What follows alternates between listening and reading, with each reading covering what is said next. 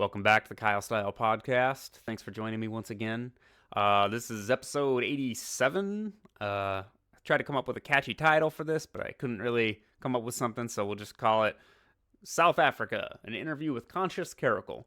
And Conscious Caracal, he didn't want to give me his real name, and he wanted me to leave out his specific resume, but he is apparently a highly educated guy and very knowledgeable. And we have, I think, a fairly productive conversation about what's going on in South Africa with the farm murders down there.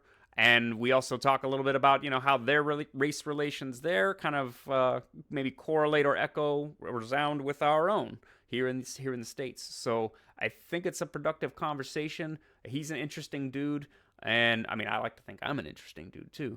But yeah, we'll dive in here. It's kind of a long one, but there's a lot of stuff to go over. So before we dive in, head over to redbubble.com/people/Kyle Style Design. Check out some of my original artwork. This one's Sakura. And you can get that design on shirts and, phone cases. Look at all that jiggy stuff. Throw pillows, whatever you think it looks best on. And I, of course, get a portion of the proceeds. Or head over to the GoFundMe page. Throw me a couple of dollars because I am supported by listeners just like you. Just like you. And I appreciate it. So, without further ado, South Africa, an interview with Conscious Caracal.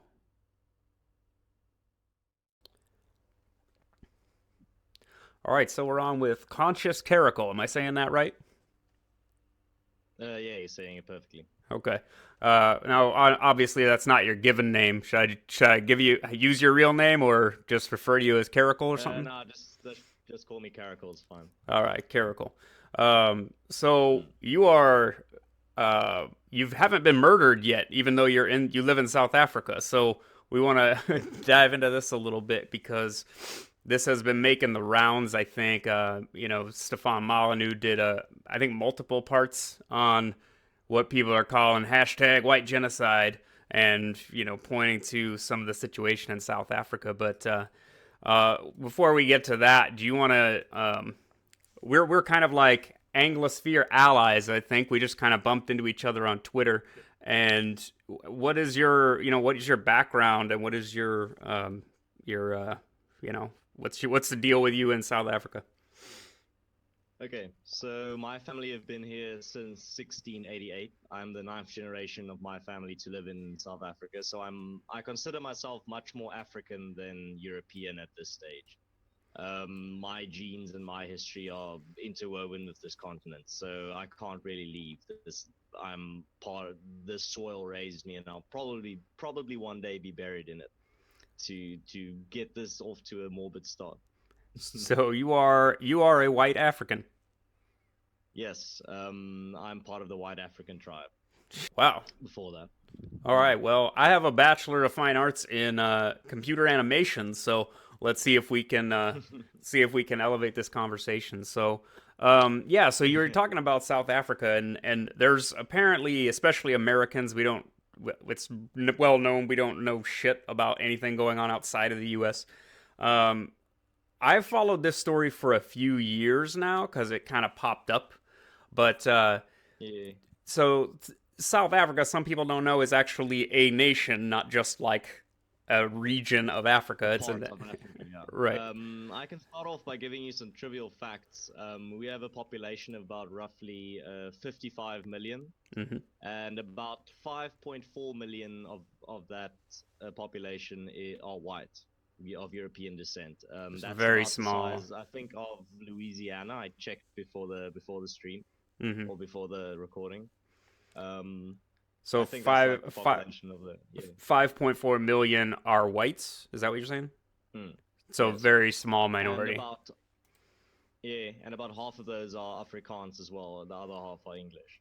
So I'm a minority within a minority because I'm part of the Afrikaans denomination. Okay, and that's the previous the Dutch settlement, and Yes. then later the Um, English came, right?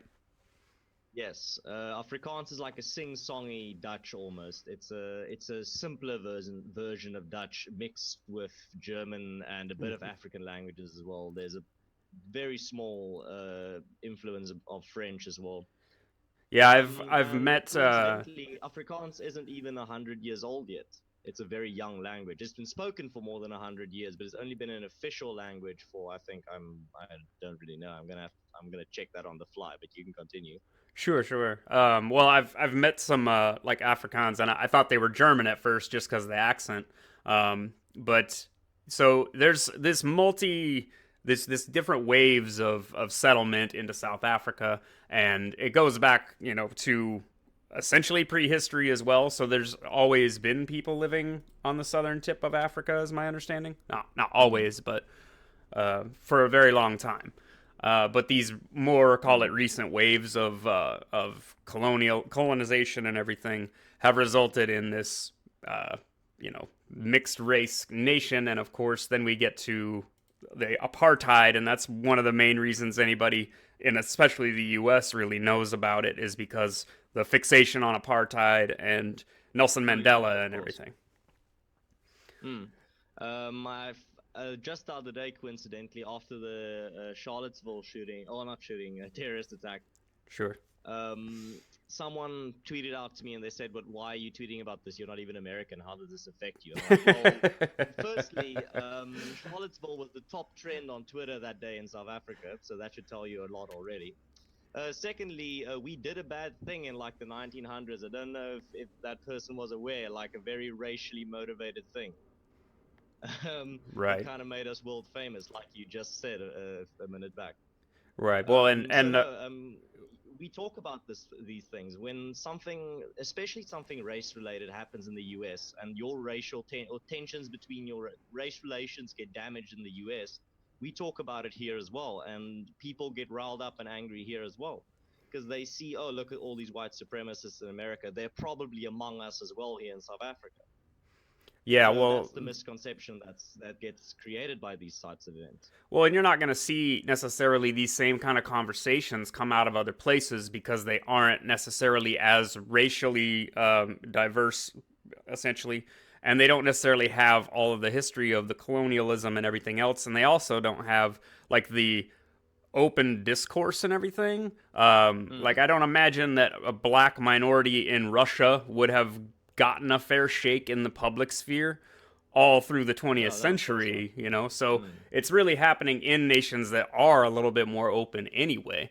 And so that's where the attention goes, because that's where people are trying, I hope, to do meaningful work, right? And not just be not just be annoying or be vandals or uh, uh, yeah, just upset the apple cart. And so our conversation here does reflect the situation in South Africa. Yeah. Yeah, no, definitely. I have some other trivial facts before we get into the more serious things. Sure. South Africa has 11 official languages, and I just checked the age of Afrikaans. Afrikaans became an official language in 1925, so it's not even 100 years old yet, the language that I speak primarily. Mm-hmm.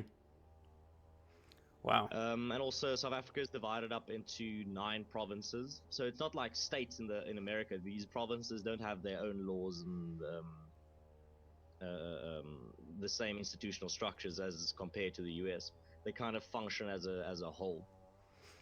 And another interesting thing where you can actually a trick question you can ask people is if you ask them what's the capital of South Africa, they'll probably say like, oh, maybe Johannesburg or maybe Oh Cape Town. yeah, I But learned that. There's we actually have yeah, we have 3 capitals. yeah, I just learned that the other day. I was there. It's divided like our the U.S. government, right? It's legislative, judicial, and executive. Mm, yes. Interesting. So there's Cape Town is the legislative capital. Pretoria is the seat of the president and cabinet and administrative capital, and Bloemfontein is the seat of the Supreme Court of Appeal Interesting. and the judicial capital. Does that Mm. does that So system that's a nice trick question. does that system work well, having it kind of divided geographically and everything like that? Um, I'm gonna be perfectly honest. I'm not too well acquainted with that system in general, so I can't really comment on its efficiency or its how well it's doing. It doesn't really interest me that much. Sure. Okay.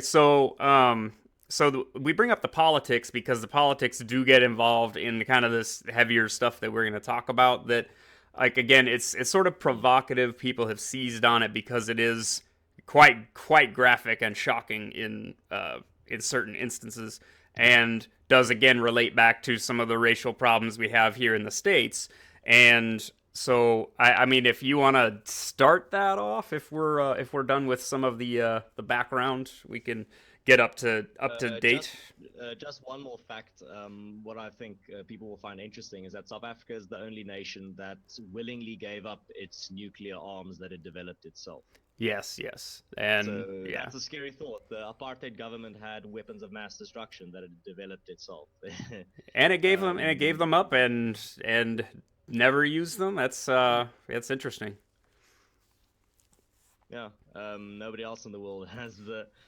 You could, depending on from what perspective you look at it, either we were stupid or we were actually the most civilized. I don't know. For doing that. True, true.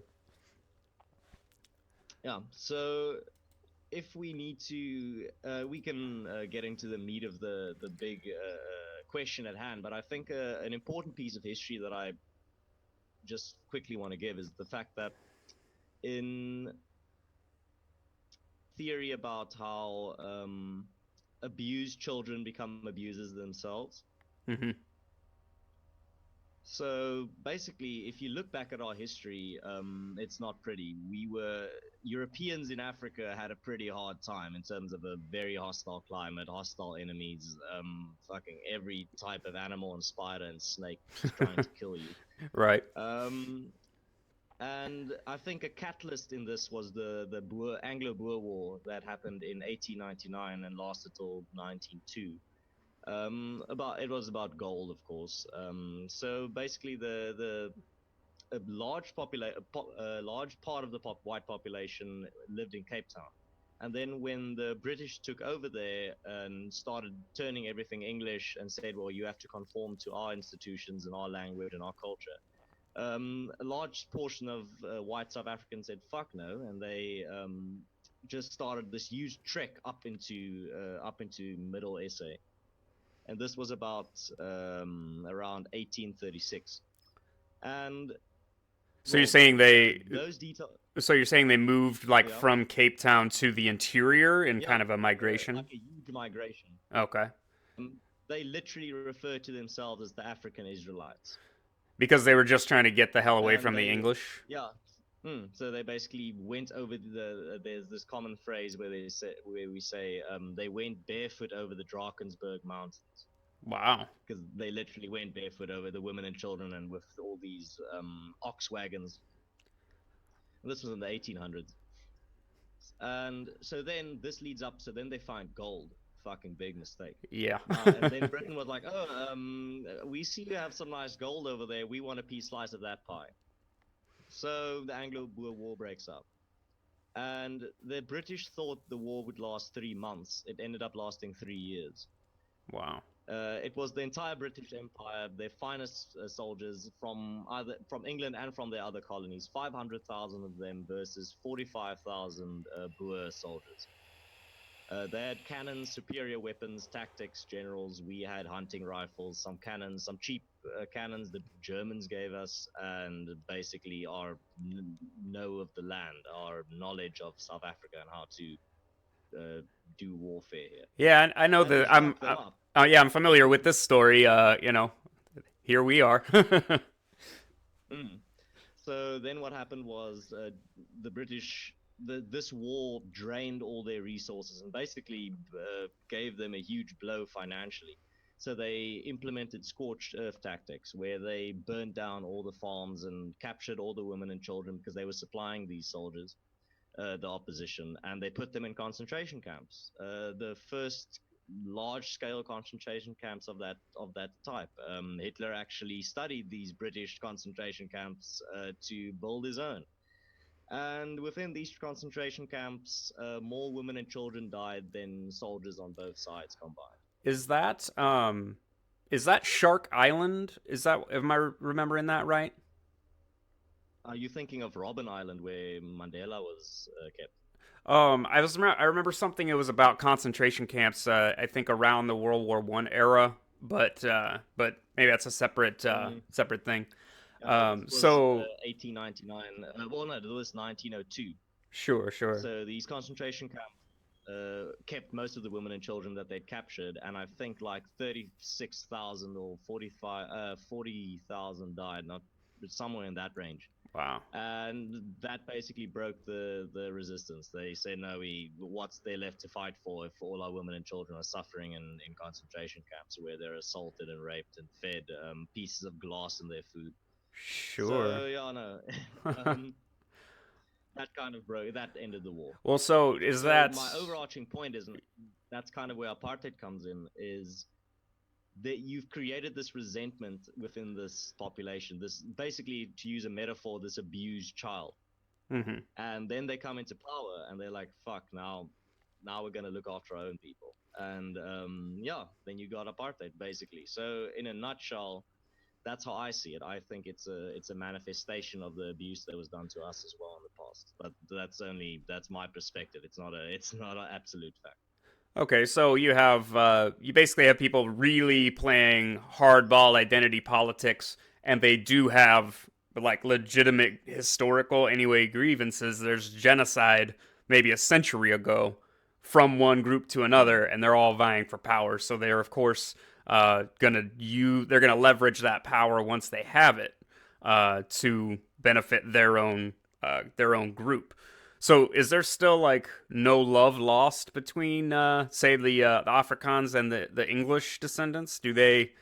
Are they There's bitter? like this inherent resentment, but it's not as big as it was in the past. Like there was this Hmm. huge group of Afrikaans white folk that refused to fight on the British's side in, I think it was World War II or World War I. I can't remember it specifically. The Okay. Osava Brandwehr.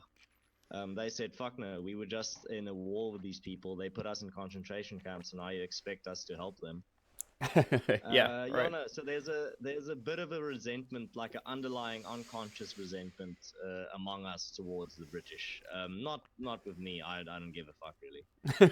I just like to talk about that history because people need to know that not everyone are saints. Everyone has committed atrocities, well, and it has well, repercussions. I am still pissed off that they burned down the White House back in 1812. I'm never letting them forget that. But maybe you're a bigger man than me. Yeah, no, I don't know. It feels to me redundant, or not. It feels like a waste of energy now to hold a grudge, and we have bigger problems at the moment. Indeed. But yeah, so mm. Now on the topic of the white genocide. Well, let's I define can confirm it. that it is not a genocide, as in strictly per definition. Though it is a very serious issue. I think that the fact that people are calling it a genocide actually discredits the issue and takes away attention from the fact that this is a serious issue that needs attention, but it's not, from my definition of a genocide, it doesn't meet. Sure. Well, I do prefer the definition of them being farm murders because it really is. If it was purely just racial, it wouldn't be happening as much on the farms. It's an opportunistic kind of crime, right? That they're. No, here's the thing. It happens on the farms because that's land. It's symbolic. The farmers own the land. The farmers own huge acres of land, Mm-hmm. and the people that are politically motivated to do this want to regain that land. They feel it's been stolen from you without compensation. Almost take revenge for it. Well, yeah, that's kind of what I mean. Is that there's another incentive happening here. There's something else going on than Mm. just a racial backlash, right, or targeting of white Yeah, farmers. It just yeah, happens no. that the white farmers or a lot of the farms are owned by white South Africans. Yeah, Yes, but there is also a political and a racial element. sure. Yeah, but I'll get to that now. Just a few stats. So the number of agricultural organizations did accumulate statistics on farm murders. So the South African Agricultural Union registered 677 murders and 3,000 attacks between 1991 and 1997. So that's within a 6-year period. That's about 100 people per year Mm-hmm. that were murdered on farms. Now, I don't have that specific statistic, but as I remember it when I read it a while back, I think about a third of those murders were just farm workers. So it was farm murders, literally people murdered on farms, but it was not the owners of the farms, it was workers on the farms. And 61% were white.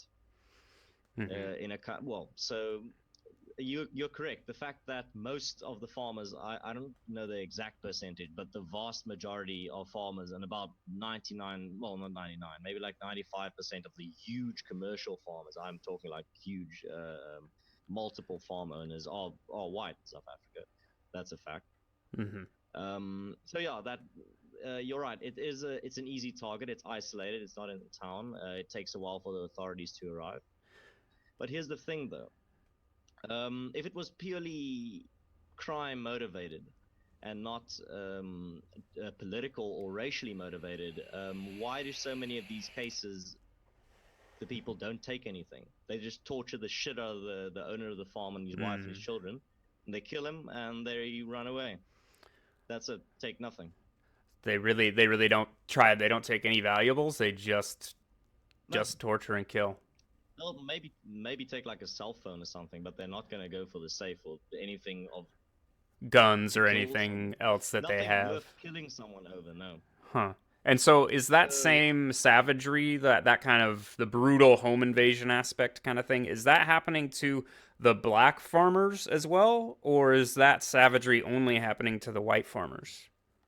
here's the thing: I have very limited knowledge of the black agricultural sector in South Africa because it's so underdeveloped. Because historically, up until now, most of the huge farms in South Africa were always traditionally owned by white South Africans that had the expertise and the basically the connections and networking and inherited the farms from their parents.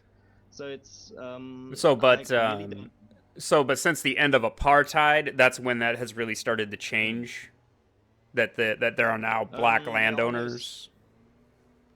there's there are, but here's another stat that's kind of concerning: is that the fact that about 4,000 farms have been acquired by the Department of Land Reform since 1904 at a cost of 10 billion rand, of Hmm. which only 10% are productive today. So the So state-run 4,000 farms farms. were no, not state run; they were redistributed. Okay, so they were seized from call it free market capitalist farmers and business Yes, farmers, and then given to I'm gonna assume they were given to black South Africans as part of that redistribution. yes, Okay. yes, and only 10% of them are productive today. Because here's the thing: um, what our government doesn't seem to grasp is that before we can redistribute the land, the farmland, is we first need to educate people in terms of skills. They need to be You can't just trained. give Yeah. someone a farm. Yeah, you can't just give someone a million rand, a farm that a huge corporate farm, and then expect them to know how to run it. Right. Modern It's stuff that agriculture is it's this is why petrochemicals and machinery and everything. yeah, and it's like a business. You need to know all the ins and outs, and you have to do your own accounting and all the math and administration that goes with it. Right. Right. So I think the first step, I think land redistribution is important. We can't have a situation that we have now where most of the farmers are white. Like that's not going to be sustainable. So my solution would be is that we first need to initiate a program or a policy where we do skill development, where we make sure that okay, first we need to make sure that the people that get the farms know how to use the farms to their full potential, and those farms need to be productive still 5-10 years in the future. Because what a lot of people also do is that the farm gets redistributed to them and then they just sell it off again to the white farmers. Well, that was a productive exchange. Yeah. Yeah.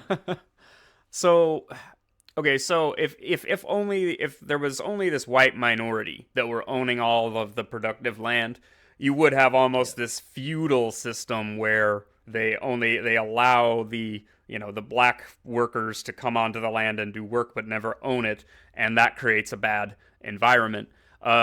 Is Well, this that's not a fantasy. That's how it actually works here. For in South Africa, your workers stay on the farm. They live there. They don't.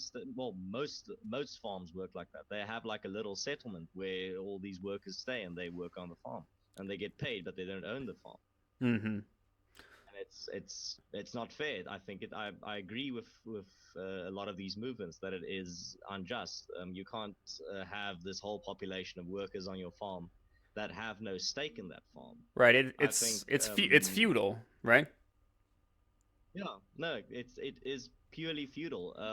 I think a solution to the problem is we need to initiate a program where we start giving those farm workers a small stake initially in the farm, then you can grow as the experience grows. Mhm. And if someone has a stake in something, they also want to see it succeed. Absolutely.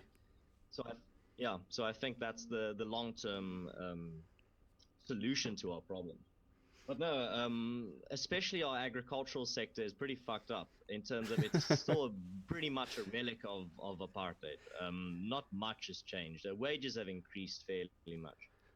Still workers not getting paid enough, and basically mechanization is also a huge problem. Because here's the thing, a lot of farmers, rather than dealing with workers that strike for higher wages, they just say, okay, fine, I'm going to buy a machine, and then a machine doesn't get sick, a machine doesn't complain, a machine doesn't strike. Absolutely. So it's not looking good in that department in terms of unskilled labor.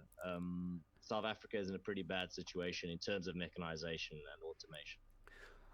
So It's so going to destroy a lot of jobs. So these factors you think are specifically driving the farm murders, or and this is kind of the conspiratorial side that I've seen, or the indicting side that the Yes. government itself is endorsing this practice because it allows them uh, to get these farms off these people's hands without having to buy them if they're dead. Is that Okay. 6 years between 2001 and 2016, there was about 1,000 farm murders and 8,000 attacks, so it increased. Um, Pretty damning is that there's this old struggle song that goes "Kill the Boer, shoot the Boer" in Africa, in an African language, of course, but that's a translation. And mm-hmm. there's also an old struggle saying "One settler, one bullet." And our president has personally sang that song "Kill the Boer, shoot the Boer" Mm-hmm. publicly. So what message does that send to people that are just a bit unhinged enough to do such a thing? Sure, and what does it say to the white South Africans? It says go buy guns because there's trouble coming. Yeah, Um, we have a big like doomsday prepper culture where people just like stock up on weapons. I'm serious. yeah. Um, we're pretty much armed to our teeth, even though our gun laws are pretty strict. Mm-hmm. For Um, example, there's another political party, the Economic Freedom Fighters, the EFF, and they hold banners like the honeymoon period is over for white people in South Africa, or we need to kill them like they killed us. Now, my personal opinion is that rhetoric like that definitely contributes to a lot of these attacks. I think if enough people hear that, hinged individuals among the people that hear that message, that will do a fucked up thing like this. absolutely. It's it's amazing what a radical minority can do. Yeah. Mm. And I think that happens in the US as well, not wanting to drag you into this. The thing is, when people say things like, for example, punch a Nazi, or even more radical, like we can kill Nazis, or these people of a certain group don't deserve to live, like they need to be hanged from lampposts. Yeah. You people underestimate that in a country of what's your population, 350 million, 380 million, Something around like there. that. Yeah. Like, yeah, within that population, there are unhinged individuals. I think thousands of them Oh, that easily. will do these. And if you make well, not jokes, but like if you kind of push the narrative that Trump is a fascist dictator that needs to be overthrown or assassinated or killed, and you will get those unhinged individuals in a population of 350 million. I think there are a few thousand of people that will do something crazy like willing that, to that make a will try pipe to assassinate a president.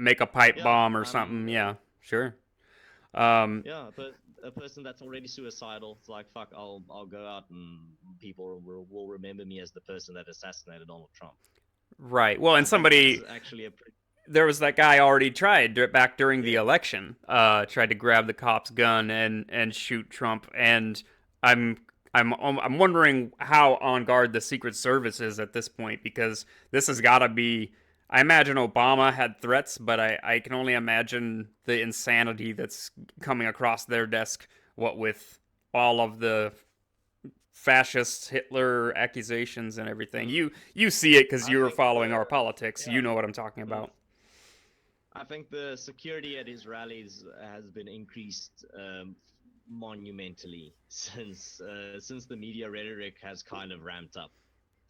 Uh, and I think it's genuinely something that needs to be addressed. The fact that we can't just have famous public figures making posts about military coups and assassinating the president, and Yeah, it, who was it? it's surreal. Who was it? That comedian, Yeah, um, Sarah Silverman. Sarah Silverman. Yeah, like when That's can the her, like, military take over? And it's like you're just not thinking too many steps ahead here, are you? You want a yeah, military like coup? yeah, like, so the military then takes over. What's your plan then? What happens then? Right. Then we vote after that. I don't think that's how a military government No, works. that's not how coups work in general. The people that kind of seize power within a coup kind of retain it and say "fuck the constitution." Right. Right. Like, Uh, so I don't think it's a topic to take lightly. I'm not a big censor. I think people should be allowed to say what they want, but I think huge public figures and celebrities that have a huge following need to be held accountable in some way for very inflammatory statements like that. Absolutely. Um, I don't feel it's responsible. I think it's really short-sighted, and like I said, enough unhinged individuals among you that will try and do. You're playing with fire. I think it's you've had presidential assassinations in the past.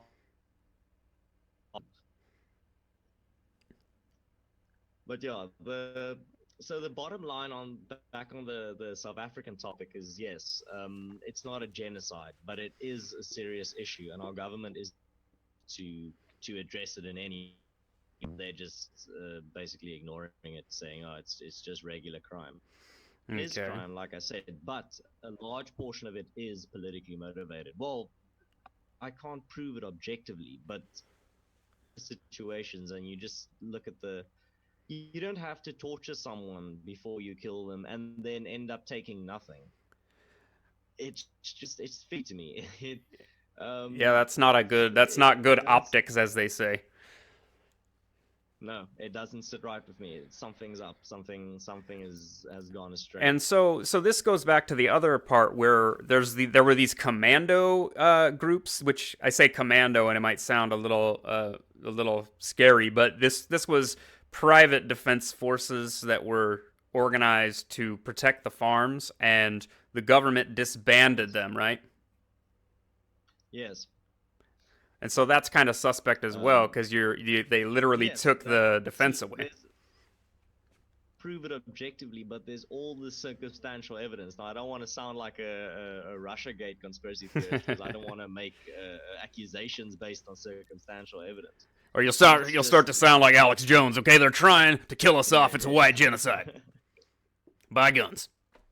yeah. No, for me, it's definitely something's not right. I'm not. It's definitely not a genocide. It's not some huge culling that's happening, but there is an issue, and there definitely is a political motive in a lot of these cases, and it's not being properly addressed in South Africa, sadly. Well, so do you think For that example, now the things like that where Oh, go on. where, for example, that militia basically that got together and protected themselves being disbanded. I can't even remember what the government's rationale was. I think it was just, or I don't know, the rationale was. But I think that's a good thing in these cases where, especially in a society like South Africa, where our police force is so useless at times. Yeah, I was Making reading. people I was to be reading able to defend something themselves. that the police departments have hired private security to defend the police departments, or something insane like that. Yeah, yeah. Ironically, the town where I used to live when I was younger, the police station built like a huge electrified fence around the police station one year to kind of stop people from breaking into the police station. That's that sounds absurd, but there's government for you, right? There's that government Mm. efficiency. Uh, That's why I'm a monarchist to an extent. I hate labels, but like I think government has a role, but I do think it needs to have clear limits where we say no, we're not going to implement this wow. I mean, that's because just in the end, well, of yeah. course, if they can't protect their own police department, building, then they're certainly not in a very good position to protect the citizenry. And that was the other thing is from that was the numbers I found. So from like 94 to 2012, there was like almost 20,000 murders per year, if my numbers are right. No, not 20,000 per year. It's more like it's 50 a day. Oh, okay. All right. I Oh have no, that. Yeah. actually that could work. My math is not at the moment. Wait, I'm just gonna check if I can get. I got crime stats the other day. They're pretty detailed. I'm just gonna check if I can find it now. I think I pulled my numbers from the Daily Journalists. Caller, which is sort of right wing. Mm. So I always like to compare them. Yeah, it's about 14,000 a year. Still, well, if you're the South African murder rate is like ninth in the world, something like that. Mm. We're one of the rape and murder capitals of the world. Yes. And we talk about our crime problems here in the states, but we're by the same. I think it was it UNESCO or something had the table. It was on the Wikipedia page anyway. Um, the US is like 101st as far as murder rate, and then you just think about the way people talk about our crime problems like it's an epidemic and all this.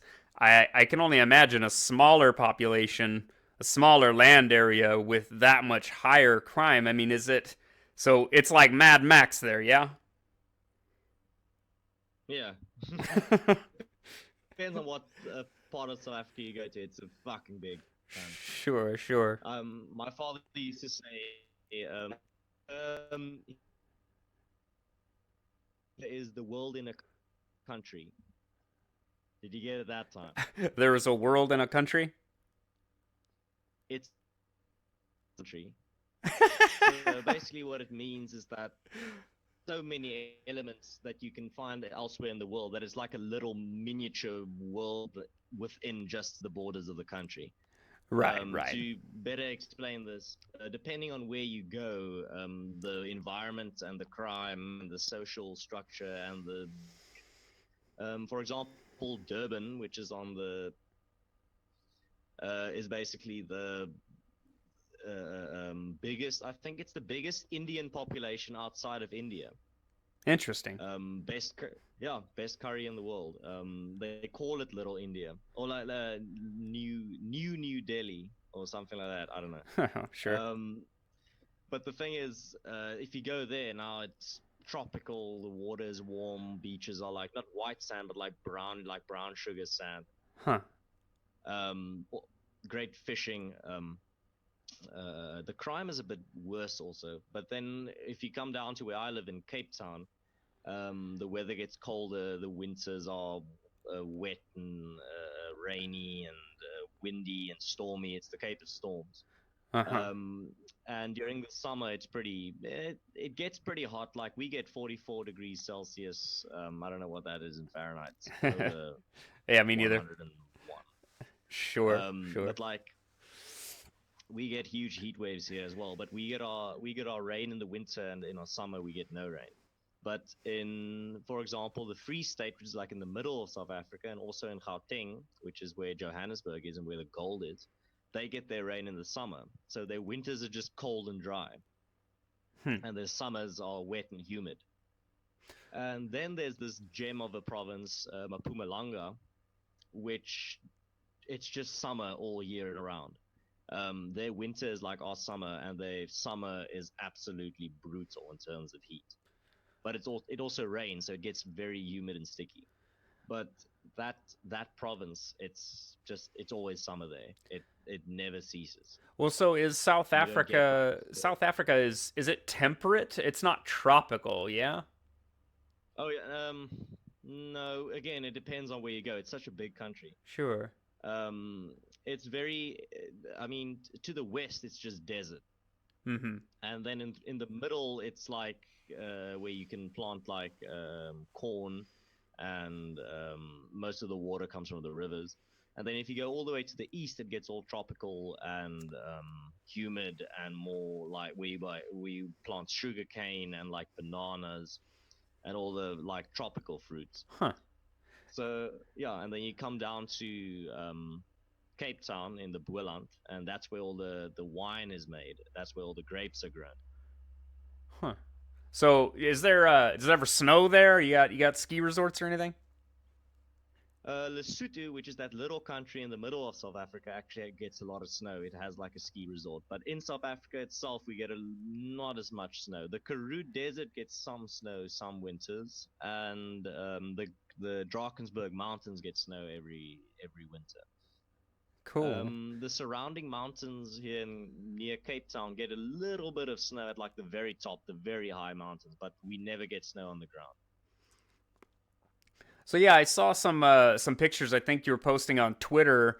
So you recently took like a kind of a trip around, at least somewhere. Me and my mate went to up to Mpumalanga and like Limpopo and stayed there, the Kruger National Park.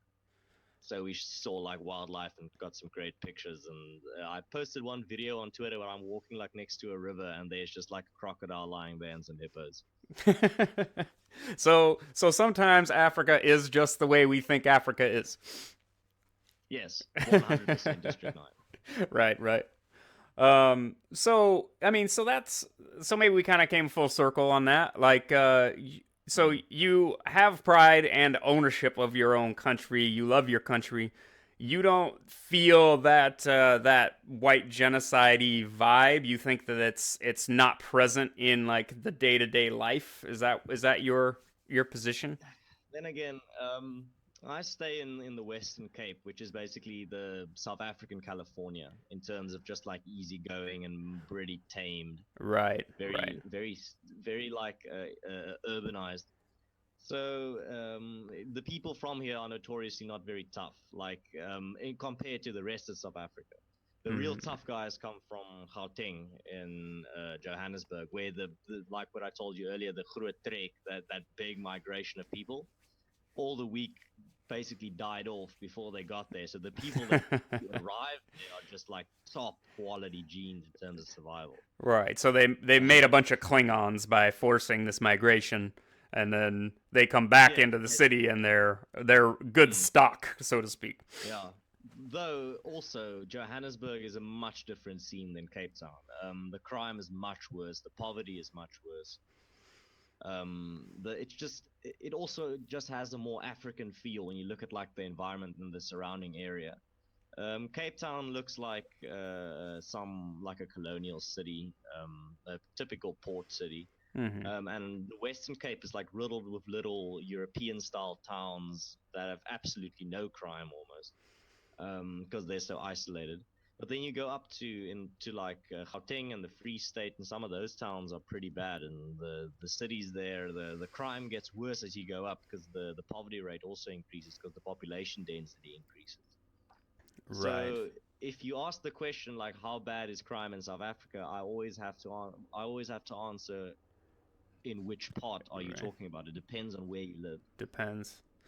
Well, so are Mm. you concerned about the effectiveness of this your current government as apartheid moves forward in light of the end of apartheid? Do you think that the do you think that a call it a nationalist identity of everybody being South African? Do you think that that's powerful enough to maybe overcome the resentment that exists even I between can the white South Africans?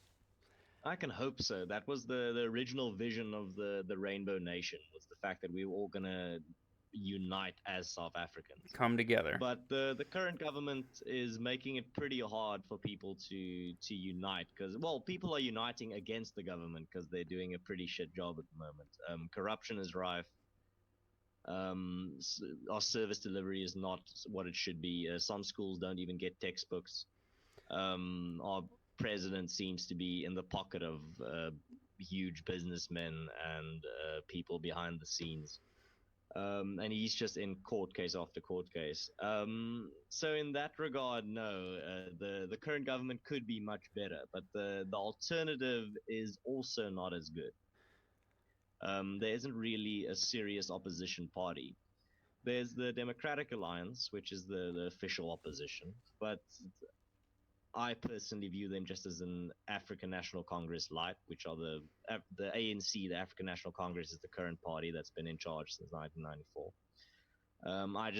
I personally see the the DA as just another version of the ANC, maybe a bit better run.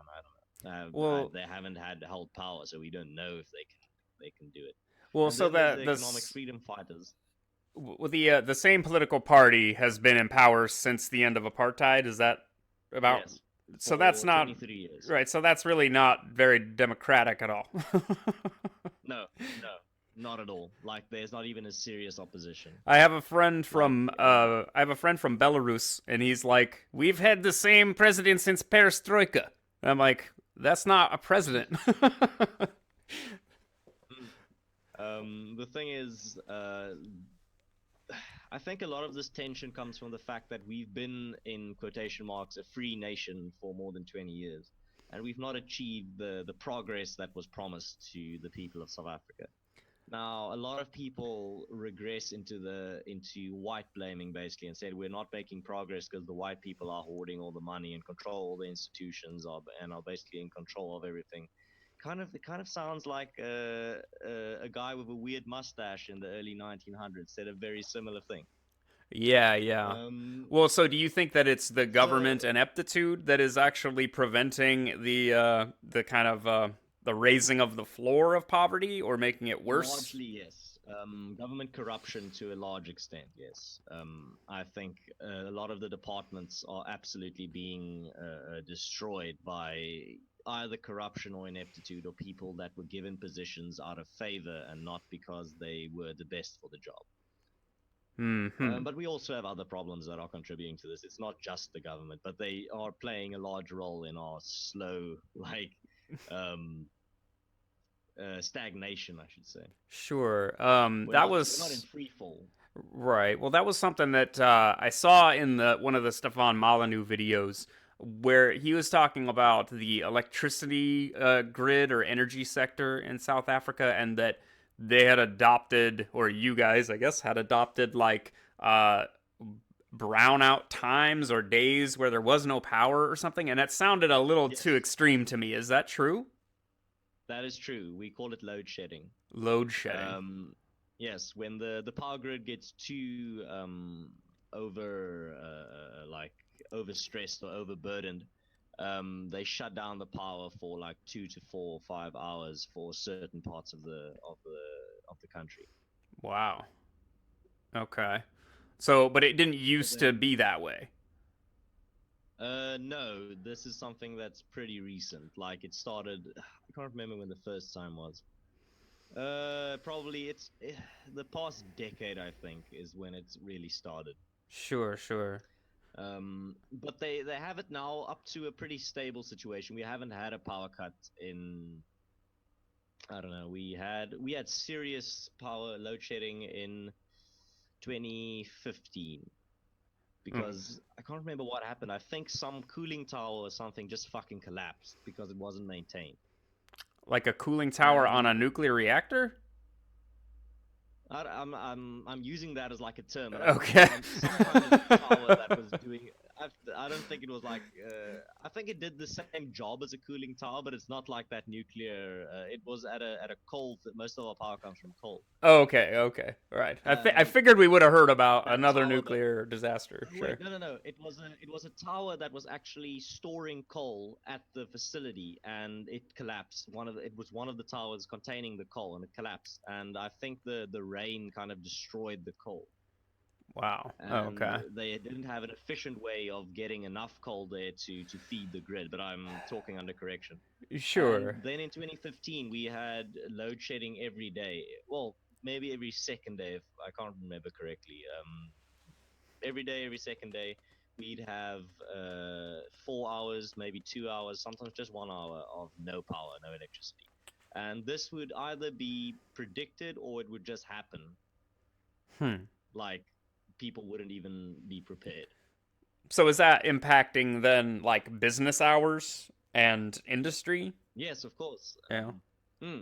For example, traffic lights don't work, so traffic grinds to a halt basically Even the traffic lights don't stay until on. the no. Wow. So what a lot of businesses did after the load shedding got really bad is that a lot of businesses invested in generators, Right. which they used to power their businesses during the load shedding. So then they didn't have a problem anymore. But the only problem is then the entire like city just hums like of all the generators. There's just like this droning everywhere Right. And probably of not these helping generators. the It's very loud. probably not helping the air quality in No. the neighborhood either. Well, Mm-mm. I'm not sure how much more, if you've got anything else to let the people know about. I think we maybe gave a pessimistic view of South Africa, but you're hopeful, um, yes? I'm gonna stay here. I'm gonna stay behind and try and fix this. I think it's my duty. My family, like I said, I'm the ninth generation of my family that has been here. We've been here for almost 400 years. I think me just running away would be a pretty disgraceful and cowardly thing to do, just because times got a little tough. Wow, Tough absolutely. time. I always say, tough times don't last. Tough people do. Indeed. So, And and if for you me, it's love your country, so you're sticking with it, and I guess mm, you'll flee at the um, very last. there's a there's an old African saying that goes, "My country is my country, even when I'm treated unfairly." Hey, there you go. Mm.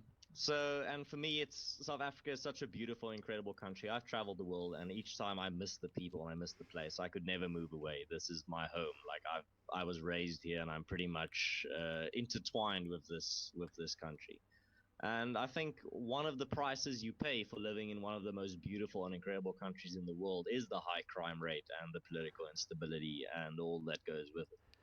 And I'm personally I will pay. I'm what's the word? Fuck. I'm constantly translating like words in my head. Um, oh yes, that's the word. I'm prepared to stay behind and try and make it work and sacrifice my staying in a more dangerous country, but it's a beautiful country. It's a country that I love and I can enjoy. I'm a big fan of going on hikes and getting into nature. So I could never stay in a place where I don't have a hiking trail or something close to me where I could just go out into nature and disconnect, leave my phone at home. Well, that's beautiful, man. Um, Hopefully, there's enough people like you that are trying to make it work, and you can get some of these more minor problems solved, like keeping the lights on, and also get people to overcome the racial divides and everything, and at least try to get that paranoia out. You shouldn't be suspicious that your government is maybe I involved in race crimes, right? Oh yeah, no, of course. They're already involved with other shady shit that we can confirm, so it's not really helping. But I think what is also contributing to this is the whole world is going through a paradigm shift. We have instability across the globe, Oh, of and I course. think it's bleeding into developing countries, especially because what's happening is because developed countries like the US and Europe, well, Europe's not a country, but like the European countries, China is kind of semi-developed, I guess. Their economies are grinding to a halt, or at least they're not growing as fast as they did a decade or two ago. So before the financial crisis. Right. So if you go to, for example, and you look at the GDP growth of, what GDP is, the gross domestic product. Yes. Basically an indicator of how healthy an economy is and how much it's producing. Right. If you look at those graphs at around 2007, 2008, all these developed countries just fucking nosedive. Like they go into a complete downward spiral. Right. And the common consensus is that the shockwave of the financial crisis finally, with a little bit of a lag, kind of hitting the developed world. And we're still suffering from it. We haven't really recovered. Our economy isn't shrinking, but it's growing at I think last year our economy grew 0%. Wow. That's a big fat zero. Right. Well, hey, but it didn't go down, so there's that.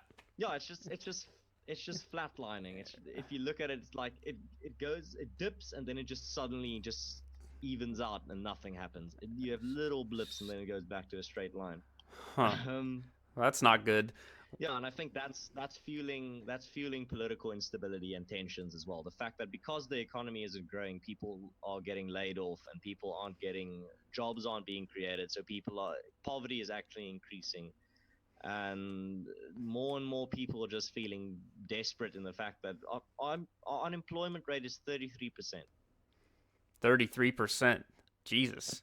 A third of the country is unemployed. Yeah, that's not sustainable at all. I think your unemployment rate is like 5% or 4%. You fucking lose your mind. Yeah, it was at like 9%, I think, back around like 2010, 2011, I think, and everybody was just screaming bloody murder about it. Yeah. You're like, I would love 9%. No, 1 in 3 people don't have a job in South Africa. That's the hard reality, and that's the source of a lot of this political tension and political violence. Right. And with what is also fueling the politically motivated and racially motivated farm murders are indirectly, well, not indirectly, but like they are also being fueled by the economic stagnation that we are in, because the people are looking for a scapegoat. Absolutely. Why are we not growing? Why is unemployment not decreasing? Oh, it must be this one group that controls all the positions of power and all the money, basically. And then you go back to the historical, oppression, and then focus people on that because that's an easy solution. Yeah. Yeah, and the government actually eggs these people on. They constantly blame apartheid for a lot of our problems. Now, don't get me wrong. A big chunk of our problems are still relics of apartheid, and we are still recovering from a lot of those problems we had. But it was 23 years ago. We also have a lot of new problems. We have a lot of new problems that weren't there. That we now need to face, that are not the effects of apartheid, that are the effects of corruption and mismanagement and cronyism and globalism. Right. I don't think globalism is doing the developed world any favors at the moment. What's happening is, and this is also an important thing, I'm going to do a video on this someday, the brain drain that's happening because of globalism. The fact that all the best and brightest are leaving the developed countries to go to the first world. And what happens in the first world? Oh, you get there, and now there's an oversupply, not a shortage, the opposite of a shortage. A glut, we would say. A surplus. There we go. There's a surplus of skilled labor in some first world countries now. So now you have people with PhDs working at like McDonald's and doing all kinds of jobs that they're horribly overqualified for. And then you go to the developed world and you just see like most of the people there, the people that are left that haven't gotten degrees and left the country are unskilled laborers and people who basically don't have degrees. So you're siphoning off all of the smartest, the most adventurous, the most industrious people, and then everybody Yeah. left behind are the lower skilled. I'm gonna go out and say probably less intelligent, less motivated, etc., etc. And you're taking all the best. You're taking all their Teslas, their Nikola Teslas. You're stealing Yeah, all of them. but here's the thing. This brain drain is in some cases it is beneficial for your country, but it's for Sure. big developed countries. But in other cases, it's not. Because, like I said, now you have a bunch of overqualified people doing jobs that people, unskilled laborers in your country, would have done. But because some business owners hire based on credentials, they'd rather hire the guy with like a PhD than even though he's horribly overqualified. Oh yeah, well I've had my jobs that I had in the tech industry here for certain large online shopping websites that you may have heard of. I've had my jobs just sent Yeah. overseas or downsized and kind of given to, kind of what we call H-1B workers. So I'm right there with you. And so now I have to default back onto a job that I was overqualified for a decade ago because the industry is flooded Yeah. with, native born workers and foreign born workers. And I suppose that's fine. Apparently, they're better at their job than I am, and that's why they get hired. That's the best thing I can come up with. Mm. It may be because I'm an asshole as well, but nah, it couldn't be that. So if before we Uh, dive into immigration and building a wall, I may want to cut this off so we don't go too long. Do you have any closing thoughts?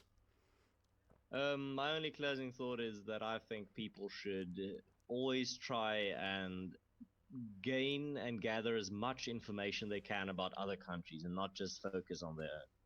Because if you look at countries that, for example, South Africa, that's a very almost pervertedly diverse country that's taken diversity to the ultimate level.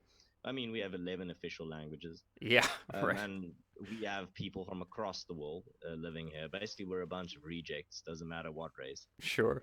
Um, yeah, so the thing is, you need to learn about other countries. If you look at other countries, you can predict what's going to happen in your country in the future, maybe. But For what example, look at if South Africa. Look at the but what if your country is the yeah. best? uh, then you don't Kidding, have to. Then kidding. you've got everything figured out. Then you can then screw the world. Then you don't have to. Then you don't have to look for lessons or wisdom anywhere else because you have Sure. everything figured out. Sure. So Um, hopefully, maybe the South African experience. This has been kind of at least the talking point is that the South African experience and the American experience share something in common, and maybe we can all learn from each other and learn together and yes. move forward until we build the future into Star Trek. Yes, but that's the end goal. We need to become galactic Right. and leave this shithole behind and start over. Oh. And I then think that's a good. I think that's a good closing thought. absolutely. All right, man. Thanks for the chat and thanks for your time. And maybe we'll do this again. No, thanks for having me on. Yeah, I enjoyed it. It's always nice. Just talking about my own country in the sense that a lot of people are very uninformed about what goes on here. And what I just seek to do is I want to give people peace of mind that yes, we have a lot of problems, but we're not that fucked up yet. Like I think we'll recover. I think I'm pretty positive, even though I'm in the vast minority in that sense. So you're a pessimist about the situation, but an optimist about the situation. Yeah. Yeah, I think leaning that's a more towards realist. in the long run, I think we're gonna make it. I think we'll stabilize somewhere. But in the short run, we have some pains we need to work through first. But you as well. I think America has a lot of growing pains that you're gonna have to endure for the next few years before you really are gonna get back to being great. Oh yes. Well, Trump, I think, tore the bandage off, and now everyone is just absolutely screaming. But I think we will recover as we move forward. Mm, So yes. Conscious Caracal on Twitter. I'll have the links and everything on my post, and you were trying to cross post this video to your channel as well. Yeah. You can just send me the audio and I'll turn it into a video. Okay, sure thing. But yeah, you can link my channel and you can link my Twitter. I'm also on Minds, but you don't have to. That's not that important. Um, yeah. I wanna No, believe in actually, minds. I wanna believe in minds, but I don't really get the engagement that I get on other platforms. You know. no, no. It's. I think it's. I'm really disappointed that platforms like YouTube and Twitter and Facebook don't have good competitors in terms of people that actually take the initiative to create something that's a genuine competitive force. Absolutely, it's But definitely become I a think problem. that's a topic for another day. All right, yeah. So we'll let you go. Thanks for hanging out. Bye. No problem, man. Cheers.